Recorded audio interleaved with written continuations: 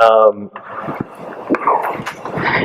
well, when you're dealing with a telescope like this or a modern telescope, I mean, they're somewhat, they're engineering, pieces of technology, and things break.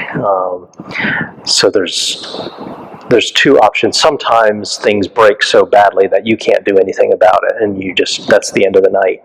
And you submit a report so that the day staff can come and fix it.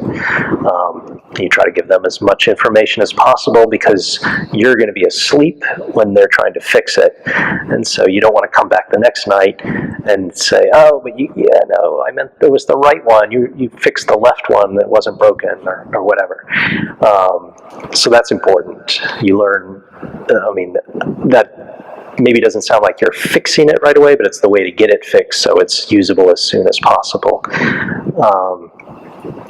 But the other thing is just things, little things break. With the telescope here, the clamp that keeps it from, that locks it down so it can track the stars, as with the small motor that drives it. So as the Earth rotates, the stars move across the sky, and there's a clamp that will clamp the telescope down in place. The metal, it's obviously made out of metal. The difference between the temperature during the summer and the winter causes the metal to expand and contract, and so we actually have to adjust the tightness of it twice a year,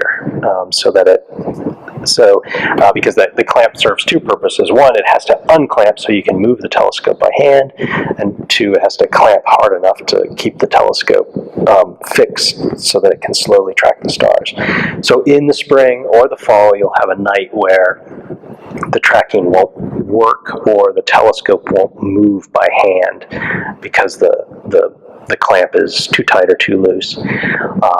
But we've figured out what to do, and if you go up the long ladder and you take a large wrench up there's a small little, there's a big bolt that you can turn, and you turn it just 1/8 of a turn. It's a very small amount, but then you can go back down and figure out, if you did it enough, because either the stars will stay still in the field, or you'll be able to move the telescope again.